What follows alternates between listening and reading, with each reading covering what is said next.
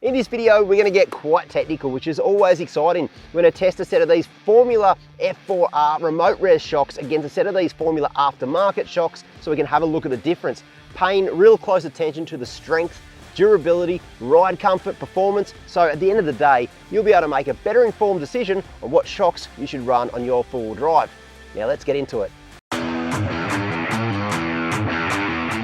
The two shocks we're testing is a standard Formula 4x4 shock like the ones we've been running in our four-wheel drives for a long time, and Fulcrum's new Formula F4R remote reservoir shock. The standard aftermarket shock is essentially a larger, stronger, better built version of a standard shock you get with your four-wheel drive. It holds more oil and better quality oil to help it dissipate heat easier, has better suited valving so it'll give you a better ride, and is built stronger with tougher mounting points so it can handle what four-wheel drivers throw at them. And this is a remote reservoir shock. Why is it called a remote reservoir shock? See this big chamber on the side of the shock? Well, that's the remote reservoir of oil. Easy. They have huge performance benefits. Let's explain why. So when you're looking at the anatomy of a remote res shock, this canister right here, the reservoir, a lot of people think it's full of oil and its only purpose really is for extra cooling. That's not exactly the case. Let me explain. When your shock goes up and down, this shaft moves up and down and the oil inside here has to go somewhere. The reservoir means the oil has somewhere to go. That means the oil can escape the shock where all the friction and heat is. Therefore, cooling of the oil is increased. To show you the first main benefit of the remote res shocks, we're here at Fulcrum Suspension's shock dyno room. These dynos can simulate driving thousands of kilometres of corrugations. As shocks get hot, they start to fade in performance, a bit like brakes. And what you'll find is having this extra cooling capacity will mean the F4R shock will perform at its best for longer.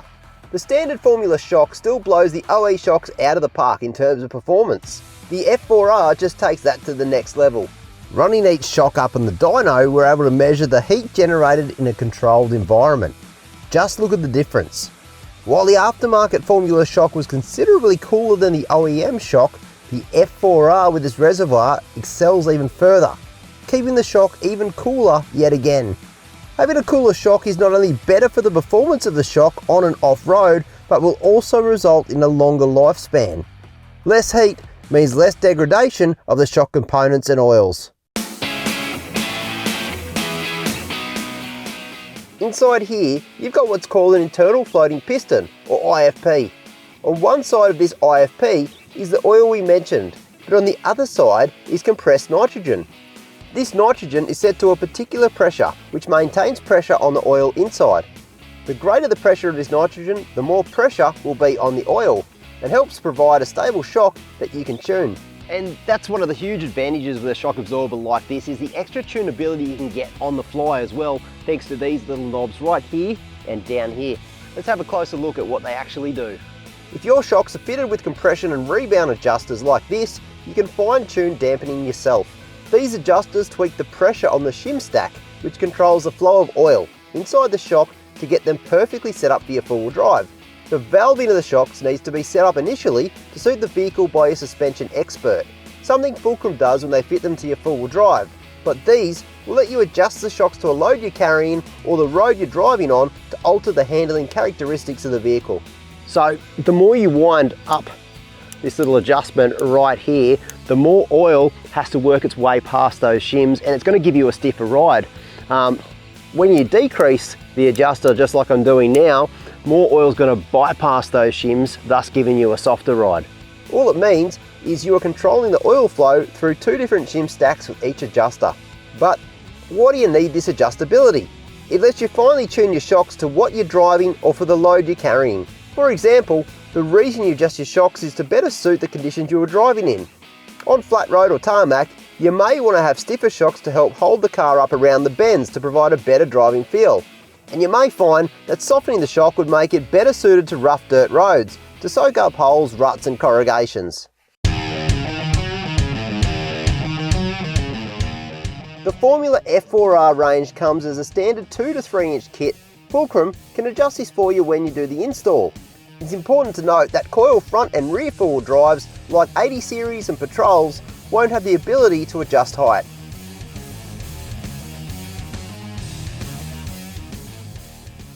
Another advantage of these shocks is that they're rebuildable and serviceable. If you want a different setup, Fulcrum can change it for you, which means you spend the money on them once and you can keep them going with new parts for years to come. Whereas cheaper shocks, once they get tired, they need to be replaced. A high performance shock like this is built stronger.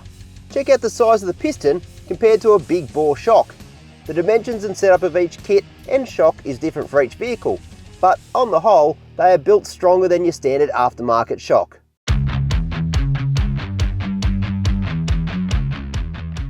Well, there's one thing testing shocks in a workshop, even if you've got some of the state-of-the-art equipment down there, there's another thing getting behind the wheel and actually having a steer and testing these things out in the bush.